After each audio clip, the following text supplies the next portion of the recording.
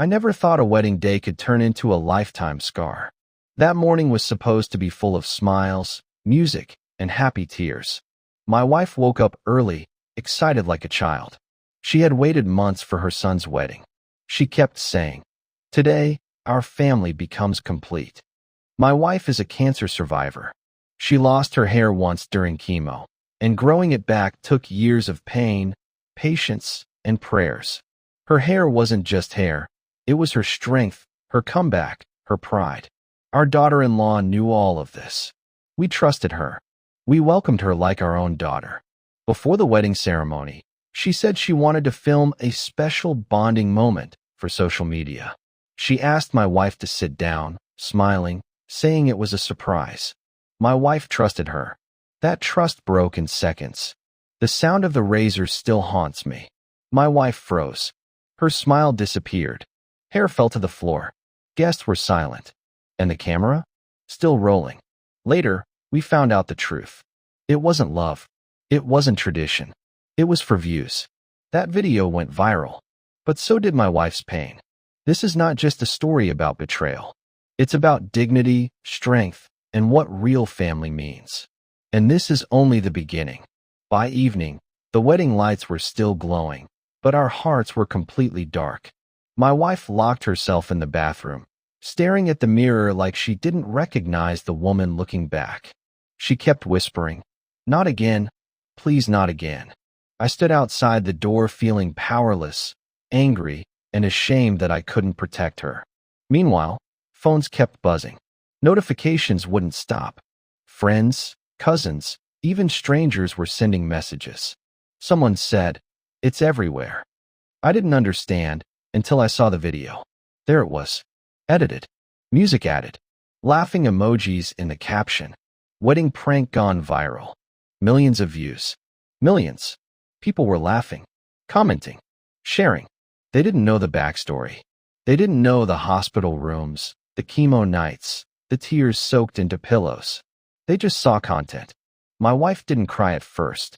That scared me more than tears. She sat quietly and said, "I survived cancer, but I don't know how to survive this." That sentence broke me. But something else happened too. Among the cruel comments, there were voices of kindness. Strangers defending her. Women sharing their own pain. Survivors saying, "You're not alone." That's when I realized this story wasn't just about humiliation anymore. It was becoming a fight between cruelty and humanity. And my wife's strength was about to rise again. The next morning, my wife didn't touch her phone. She didn't want to see the world judging her pain like entertainment. She wrapped a scarf around her head, the same way she used to during chemo, and that moment crushed my heart. It felt like time had gone backward. Our son came to us, eyes low, voice shaking. He said he didn't know it would go that far. He said it was just content. I asked him one simple question. If this was done to you, would it still be content? He had no answer. My wife finally spoke. Her voice was calm, but her words were heavy. "I didn't lose my hair yesterday," she said. "I lost respect." She wasn't angry. She wasn't screaming. That scared everyone. Because silence from a strong woman is louder than any fight. She told us something powerful. People can take pictures of your pain, but they can't own your soul unless you let them. That day, she chose not to hide. She walked outside with her scarf on, head high. Neighbors stared, some whispered, but she kept walking. That was the moment I understood something important. This was no longer about shame. This was about reclaiming dignity. And dignity, once awakened, is unstoppable. That evening, our daughter-in-law finally came to us. Her phone was in her hand, eyes tired, not from guilt, but from backlash. Brands were pulling away. Comments had turned ugly. Only then did she say, "I'm sorry." But sorry sounded empty. She said she didn't think people would take it seriously. She said everyone does pranks online. My wife listened quietly and then asked one question. "Did you think about my pain before you pressed record?" There was silence. My wife didn't shout. She didn't curse. She simply said, "Some wounds don't bleed, but they never heal." That apology wasn't for my wife. It was for the internet. And my wife knew the difference. We realized something painful that day. Not every apology deserves forgiveness. Some only teach you who to trust less. And sometimes, walking away with self-respect is the bravest response of all. The next few days were the hardest. Invitations stopped. Relatives avoided calls. Everyone was watching, but no one was truly listening. My wife, once the heart of every gathering, became a headline instead of a human. Then something changed. One morning, she removed her scarf and stood in front of the mirror. Her head was shaved, yes, but her eyes were strong. She smiled, not because she was happy, but because she decided she would not be broken again. She said, "I didn't fight cancer to lose myself to cruelty." L. That day, she walked outside without covering her head. Some people stared. Some looked away. But a young woman stopped her and said, "You're beautiful and brave." That moment mattered more than 1,000,000 views. My wife understood a powerful truth. When you choose self-respect, the world slowly learns how to respect you too. Pain didn't define her. Her choice did. And her quiet courage was just beginning to inspire others. Messages started pouring in from all over the country. Women, mothers, cancer survivors, even young girls wrote to my wife. They shared their stories of being shamed, used, and silenced. Many said, "If you can stand again, maybe I can too." My wife read every message with tears in her eyes, not of sadness, but connection. She made a decision that surprised all of us. She recorded a short video of her own. No filters, no music, just truth. She said, "My pain is not content, but my strength is a message."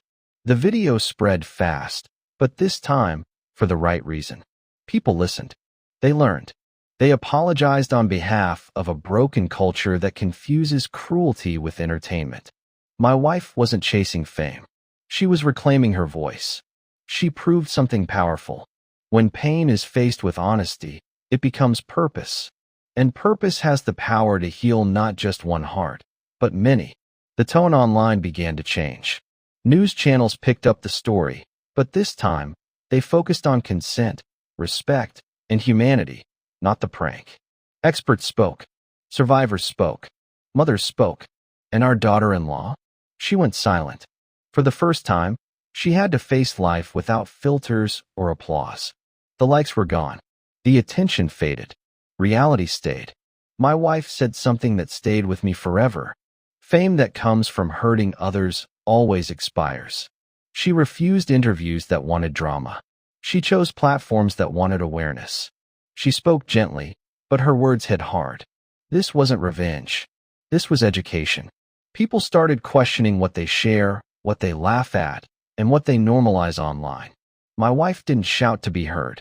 She stood in truth, and the world leaned in.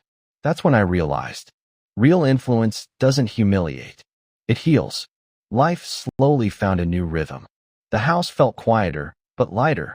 My wife started going on morning walks again, feeling the sun on her bare head, no longer hiding from the world. Healing didn't come with applause. It came with small wins. Our son struggled the most. Guilt followed him everywhere. One night he sat with his mother and cried like a child. He said, "I failed you." My wife held his face and said, "Learn from this. Don't defend wrong just because it's close to you." That was her forgiveness, not loud, not public, but meaningful. She didn't excuse the pain. She taught accountability. Sometimes healing isn't about forgetting. It's about understanding.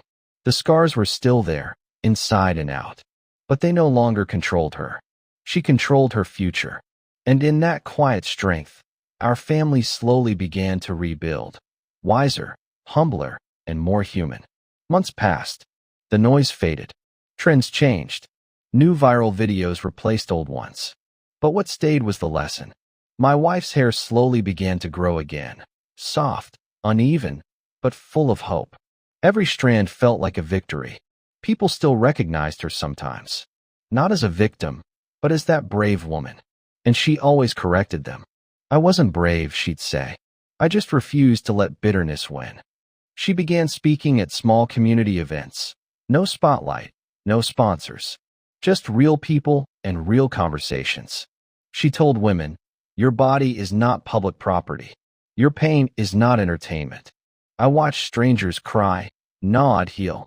Our daughter-in-law never truly made things right. And that truth hurt. But my wife taught us something deeper.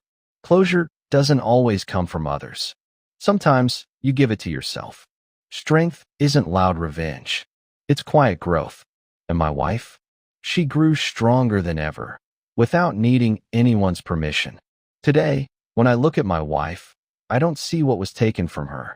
I see what could never be stolen: her dignity, her courage, her soul. She laughs again. She lives again. And she loves herself more deeply than before. This story isn't just about a wedding day gone wrong. It's about the world we are creating online. It's about choosing empathy over entertainment, humanity over hashtags. If you're watching this and carrying silent pain, hear this clearly. What happened to you does not define you. How you rise does. My wife once told me, "They shaved my head, not my worth." Let that line stay with you.